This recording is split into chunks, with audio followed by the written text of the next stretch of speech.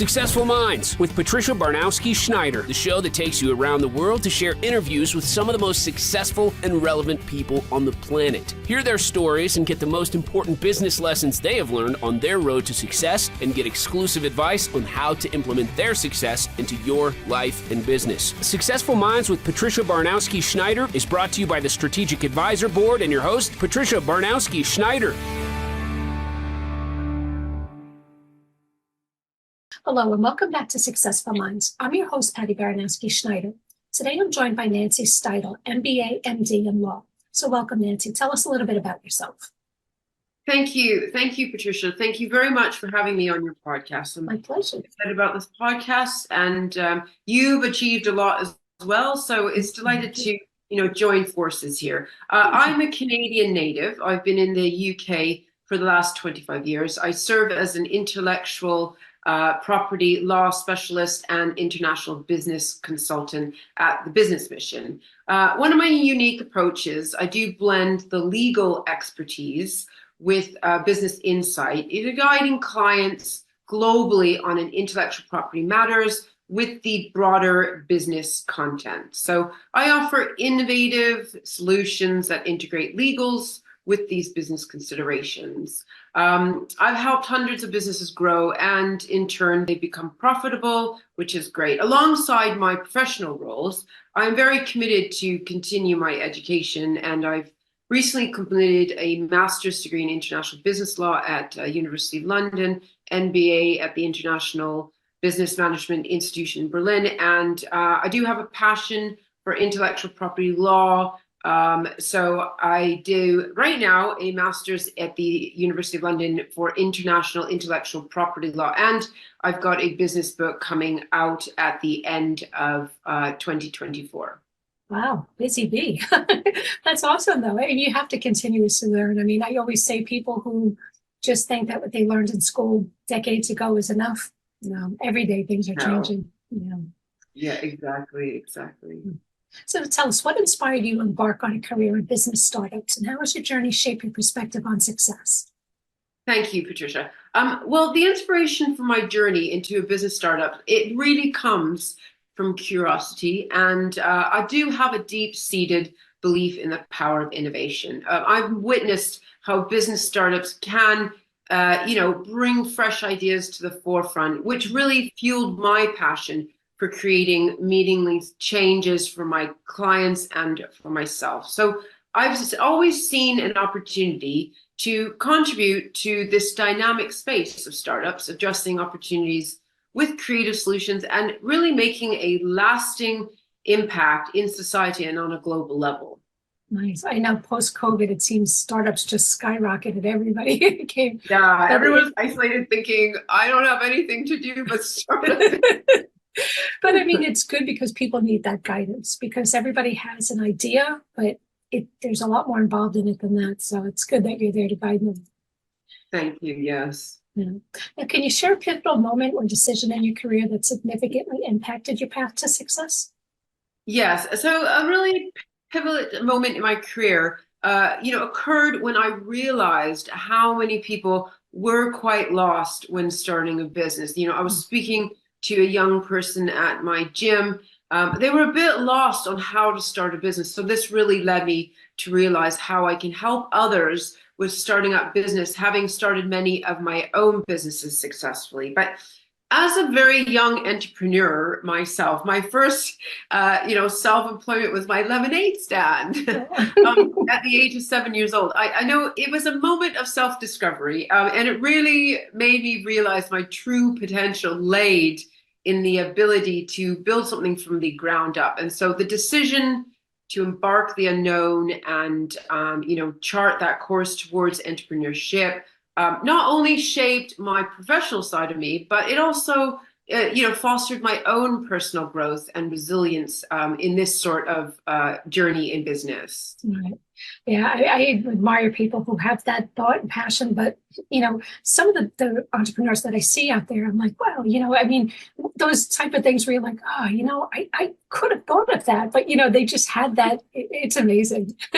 Yeah, exactly. You think, well, I could have done that, but you didn't do it. They Right. were a step ahead of the game. Yeah, exactly. Right. how do you approach risk taking and decision making in the uncertain world of business startups? So Patricia, I am a business plan kind of woman. I truly, deeply believe in planning and taking the time to really map things out, which helps with that risk-taking and decision-making process. When you have written it all down, that saying is spot on: fail to plan, plan to fail. And as mentioned, I do believe in taking calculated risks after you do your planning and you understand the long-term approach of where you're going. The SWOT analysis is absolutely key. It's where you take the analysis that you've done and you meet it with your intuition as well. So each decision is really an opportunity for growth, and I've learned to embrace failures really as redirections rather than rejection, showing me I needed to be on that different path and also see the valuable lessons in the situation which has happened to me in business. I believe it really is maintaining the long-term vision but still remaining agile in the face of evolving challenges during any situation or any decision that contributes to the overarching success of your venture. Yeah, I mean, that's a good approach, because people sometimes will just see a failure as, oh, it just was never meant to be, and then that's it. But being able to pivot and say, okay, well, maybe it was redirecting me for a reason, and let's see what we have to look at. I mean, it could make or break a big thing. Absolutely. You're spot on, Patricia. Is that some people think, oh, I failed and, I shouldn't dust myself off. But it's almost like, I'd say the universe or something out there saying, look, this just isn't the path you're supposed to be on. You're still supposed to do that, but don't take this path. Come back and do a U-turn and do it this way instead. Right. And just, talking to other people, mentors and things like that, offering a different approach that you might not have thought of, because some people have failed the same way you did, and now they can explain what worked for them. Doesn't mean it'll work for you, but it'll help you see things a little different. So, yeah. Absolutely. You're spot on. Yeah. Mm-hmm. Now, tell us, in your experience, what are some common misconceptions about starting a business that aspiring entrepreneurs should be aware of? Well, I think one really big misconception about starting a business is this romanticized notion of overnight success. Aspiring entrepreneurs, they look at others who've been in business for years and they think that they are on that same level when they start.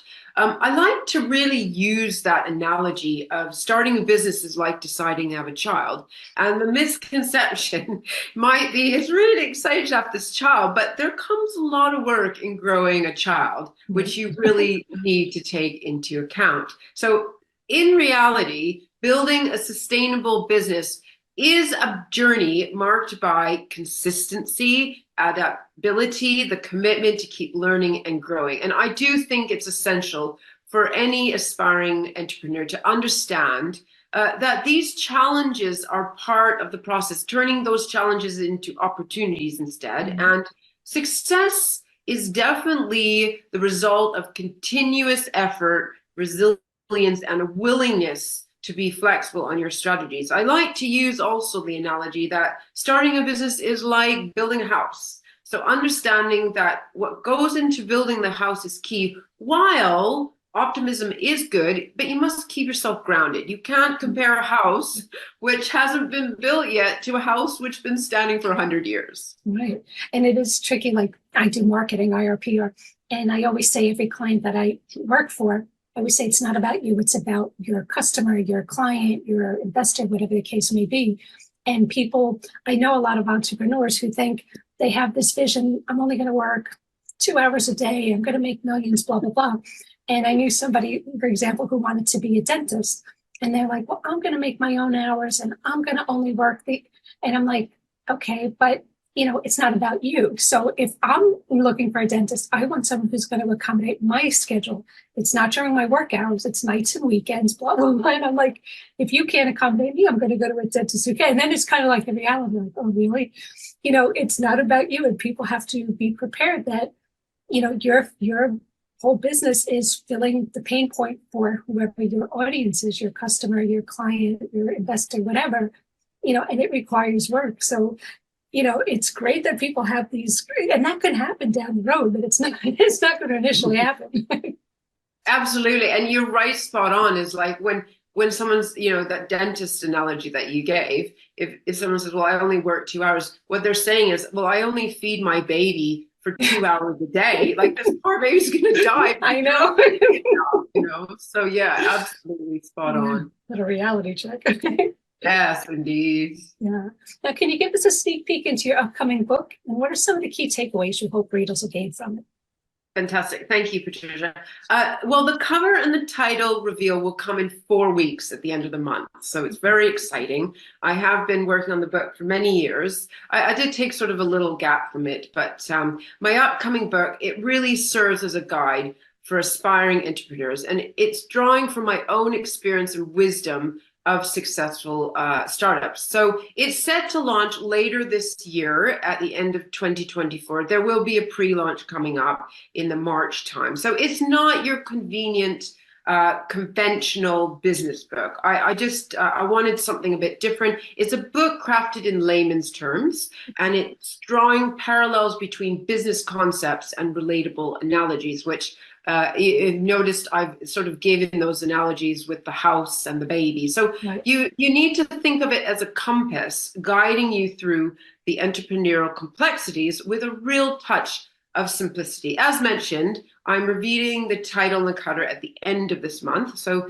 do stay tuned for a glimpse into this world of analogies. And from the idea to execution, my business book really provides these insights to overcoming the common challenges in business and, fostering that innovation and building a foundation for a long-term successful business. Nice. I think layman's terms is huge too, because everybody could read a textbook, but, and especially coming from experience, you could read the textbook formality, but having been somebody who's been there, you can relate to what a lot of people are probably feeling. And it could be things people don't normally talk about, but you're like, I've been there, here's what I would have done, or here's a scenario that maybe you didn't encounter, but probably other people in your space did. And, it kind of makes it a lot real, which is great. Yes, and I think, if you touch base with somebody who's done it before and just sort of listen to what they've had to say, not necessarily have to take the route, but just take on board what they've said, because, you need to be unique in your own doings in life. But, at least it would forewarn you on some things that, my father used to say it costs more to hire than or fire to hire. So it will cost you more if you build something without sort of some knowledge behind that somebody could have helped you with. Right. Yeah. I mean, a lot of people wouldn't know this. So having someone who does, that's a big advantage for them. Now tell us, how do you balance the need for a strong business mindset with the personal and emotional aspects of entrepreneurship? Yes. So I think balancing the demands of startup with personal well-being is an ongoing, super key element to success in business. I have a chapter in my book, actually, on the importance of having a healthy mindset when you are an entrepreneur. I think, in the past, sort of the old belief system is you've got to work 24/7, which is not the case. You should work smarter, not harder, but you should also be very careful for yourself that you are keeping a really good mindset when you are doing business. It really requires a holistic approach involving setting boundaries, practicing self-care, and really acknowledging the important relationships between personal and professional aspects. So I've learned myself that maintaining a strong business mindset is complemented by healthy and fulfilled personal life, which contributes to sustaining successful and overall well-being as a business entrepreneur. Right. And again, speaking from experience, which is perfect. Because I know other people, it is true. Like when I first started out with my own company, I was working around the clock because I've been doing the remote thing long before COVID. And I found that I was always on call from the minute I rolled out of bed to the minute I went into bed. And, it took a while for me to say, okay, this isn't life. You have to kind of create a system. You make it work for you, but, people need that guidance, Absolutely, you're spot on, Patricia. But I also think a lot of people don't put the structure in, and when you get a structure in place, because doing a business is routine. It's a boring routine sometimes, constantly. But again, if I give the analogy of the baby, you have to get up every 2 hours to feed the baby at the beginning, but it's not going to be forever. Eventually, when the child is 5 years old and it's going off to nursery, your routine changes a bit. But initially, yes, you need to put some sort of structure in so you don't burn out. Right. And having mentors actually play a good role in that. So speaking of that, what role has mentorship or networking played in your professional development? Thank you. Well, I never personally had a mentor directly involved with my business journey. There has been my studies, my education, my books, and information I felt became like a mentorship along my journey. And networking was definitely instrumental in my professional development. When you engage with others who provide invaluable guidance in business, it does help. I do believe building a robust network does open doors, partnership, and a real wealth of diverse perspectives. I mean, these relationships, I think, really pivoted my growth and emphasized the importance of, the supportive community in the entrepreneurial journey, whether, you're on LinkedIn or Facebook or any other, that sort of community can really help you move forward on your journey. Right. I believe mentorship is a big thing now, but someone asked me that recently, and I said, back in the day when I started, there really wasn't a big thing for mentors. It seemed, especially back then, everybody was so territorial. Nobody would share what they would. It was just crazy. So you learned a lot through trial and error. And nowadays, I think people are starting to realize that let's give back and help one another. And it's becoming a thing now, but I get it. I mean, I wish I had it. That's why I kind of do things now to help people, because I'm like, I wish I had that when I needed it. But Yeah, absolutely. I think also the landscape of entrepreneurship has changed. Like, I know in my father's era, it was like you stayed in the job for 20, 40 years. Exactly, yeah. And you can, but we're developing and giving birth to more entrepreneurs out there who are creating fantastic, jobs for other people. And, the whole dynamic is really different these days compared, 20 years ago. Right. Yeah, I mean, it's true. Back in the day, we did. I mean, people stayed, and now it's funny because people did stay. And now I'm told, I don't know how true it is, but like if you're at a job more than 10 years, it's not good for you, which is crazy because I'm 16 years at one job. I just stay until you kick me out the door. If I love a job, I can just stay there forever. Yeah. But it's just a whole different landscape now. Definitely. Yeah. Now tell us, in your view, how important is adaptability and continuous learning in sustaining long-term success in business? Fantastic. Yeah. So in a business startup, adaptability, continuous learning is absolutely paramount. Myself, doing 3 master's degrees, endless other courses have really helped me stay sustainable in succeeding in business. And also my knowledge I pass on to my clients and help them stay sustainable through their business journey. I think staying ahead does require a commitment to staying informed about industry trends, embracing change, and really proactively seeking opportunities for growth. Success is often the result of the ability to be flexible on these strategies and remain really open-minded to new ideas. So it's very important to keep learning. I am a sucker for learning. Yeah, So obviously. I'm going to stop at this degree now. So I finish in 8 weeks, but I do sit to get my qualifications as a solicitor. But yeah, I'm just always picking up courses because I really love learning. Yeah, I'm the same way. I get certified in everything. Every time there's something new, I'm like, I like the perfectionist in me. I'm like, how can I learn it? How can I be better? What can I, and sometimes it's just for my own personal gain, but it's like, I think it kind of broadens your expertise and it helps you do what you do and you just learn something new. I just love that. I mean, yeah. Knowledge is king. I said to my fiance, because I'm getting married this year, I said, I'm going to do a PhD. No, you're not doing another PhD. Oh, can imagine. He's like, please just wait. take some little short courses if you need fiction or something. Well, that's the difference. I take certified courses. You're getting your MBAs on everything. I really That's enjoy awesome. it. So, Yeah. No, I mean, hey, if that's, it's kind of like a therapy in a way. If that's what works for you and it just helps you relax and learn and you enjoy that and you get great satisfaction of it, by all means do it. Yeah. Everybody has their own unique thing and that's not a bad thing to have, that's for sure. Yeah, your fiance might not agree, but Yes, it's like, no more, you've been in school for 7 years. So, now, can you share a specific challenge you faced in your career and how did you overcome it? Ironically, I really don't see challenges in my business. I only see them as opportunities. That question is very interesting because it does project onto one situation on a project that I had invested years ago. It was an online global community with many members, and it was hacked. And they were asking for about 3 million Bitcoin. My website guy at that time informed me we had already backed up the system, so it wasn't going to be a problem. And this was because of my SWOT. So I was prepared that, if we got hacked, what would I do? And told me where they had hacked in the site.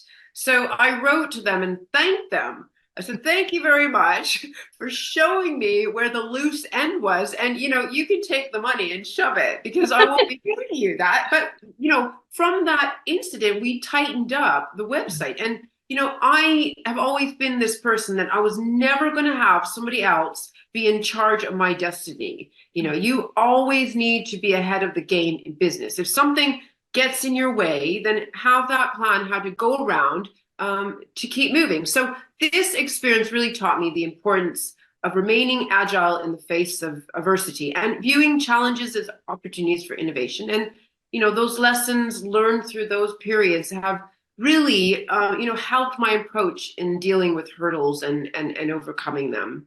Very nice. I know it's a little tricky thing when you have bad things happen and people say use that as a learning experience. Sometimes at the time it's kind of like, no, but it is true because you learn what not to do exactly in your case, which is perfect. And, thank God you didn't have to pay millions of Bitcoin, but it's still, these hackers are just relentless. But again, that's how these things evolve. It's when these bad things happen, it's sometimes what's needed for people to figure out how to fix it. So it's stuff. Absolutely. And I think, it's trying to go in more of a responsive mode. I know what you're saying, like the first initial shock, when I heard that, obviously it didn't do a dance of joy. I was a little bit taken back, but I just immediately, I've learned in business and even my personal life, because, one time I had my watch stolen at the gym.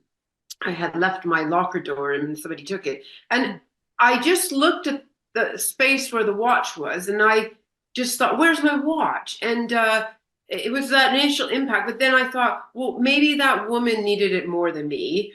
Sadly, I didn't get to say goodbye to my watch. But actually, at the end of the week, I got a better watch. So it's just trying to, it's a habit we go into react, but try to change the habit into a responsive mode. Oh, good job. Now tell us, looking forward, what trends or changes do you foresee in the world of business startups and how should entrepreneurs prepare for them? Fantastic. That's a great question. So looking forward, I do anticipate several trends that shape the business, such as artificial intelligence. It's one of my favorite topics, actually, and something that I am pursuing in my law degree. At the moment, I deal with a lot of businesses, helping them start up and incorporating and embracing this AI. And I do think entrepreneurs should be prepared by evolving their business strategies, and writing this down, this emerging technology, and also cultivating this innovation within their teams and staying, aware to that response in the market shift. Proactive preparation and forward-thinking approach is very important for any startups to not only survive but thrive in the business landscape. So always do a business plan before you start a venture, and then you will thrive in the innovation that anything that comes ahead in your business world or the business sector, you'll be ready for that. Right. Yeah, preparation is key. It is key, yeah. I mean, like, my favorite quote is, remember, business is easy. It's just us who complicate it with complexities and overthinking. So if you just map it out and you trust that journey, and you are prepared, when you do the mapping, you'll know what comes, you'll know what expenses you're going to incur, and you can save that before you start the business. And then you won't be in a situation where a lot of people in COVID was. I remember I had a lot of yoga teachers, and even before COVID hit, I said, well, what happens if your shop shuts? What are you going to do? Well, let's get online. And then during COVID, I said to them, you're online now, but why don't you get a USB plug in case the internet shuts down, and you can post that to people so that they can, do your yoga classes by plugging it into their computer. So innovation is very important.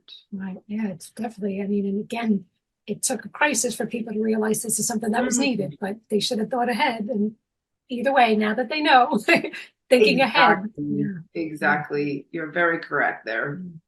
Now, anything else you want to talk about that we didn't cover that you're working on? Yeah. So, I mean, just touching on my upcoming business book, which is set to launch at the end of this year. I will be unveiling the title at the end of February. If you do want any business tips or advice, our website is full of it. We have a Facebook page. I have an author Facebook page, which is at Nancy Steidl author. LinkedIn as well. I share quite a bit of information on on business and business tips. And you can follow my author journey and link up with me through all those social media platforms, which I think, maybe you'll post them on the podcast. Yeah, nice. Well, thank you again for being on the show. Again, that was Nancy Steidl. So thanks for listening to Successful Minds with Patty B. Never miss an episode by subscribing to the channel. So thank you again.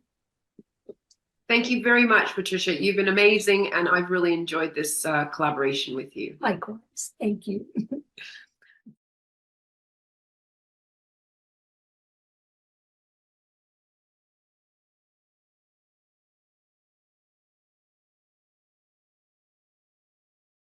Thank you for listening to Successful Minds with your host, Patricia Barnowski-Schneider. Please leave your feedback and visit strategicadvisorboard.com to get the latest and greatest business advisement on the planet. Follow us on social media for updates, and we'll see you on the next episode.